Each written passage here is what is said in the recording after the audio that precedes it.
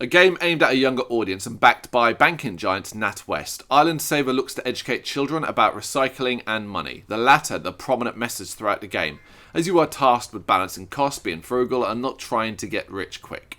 It sounds awful, but in a really nice surprise, it's a well-made and fun game to play, one that has far more depth than you might expect, making it good for both adults and kids to play.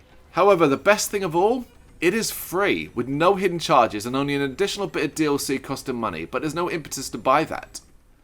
Played from the first person perspective, you are tasked with cleaning up the Savvy Islands, which are becoming overwhelmed by waste.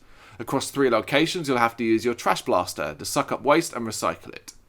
It's not its only use though, as you'll also be clearing up slime and dealing with enemies known as litter bugs.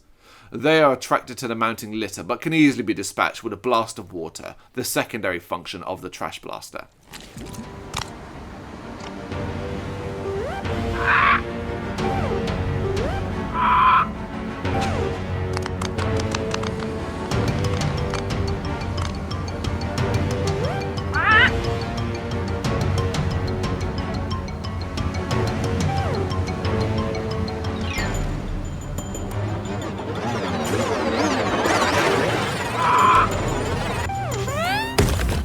As the islands become cleaner, but they become more habitable, and the animals that previously lived there return.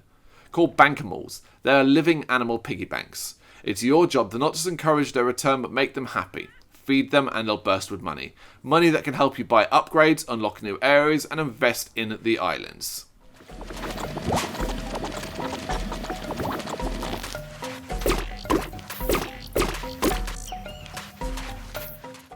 Gameplay is done well and will be very familiar to those who have played the likes of Slime Rancher. Not only within the gameplay but also with the visuals too. Bright and colourful, it's attractive to the eyes. While the main goal is to clear the islands of trash, with NatWest serving as publisher, the overarching theme is based around money. Now you couldn't be faulted for approaching the game with some suspicion. A free-to-play game aimed at a younger audience from a banking giant. It screams subliminal encouragement. Hey kids, why not take out a loan or get a credit card and rack up some serious debt?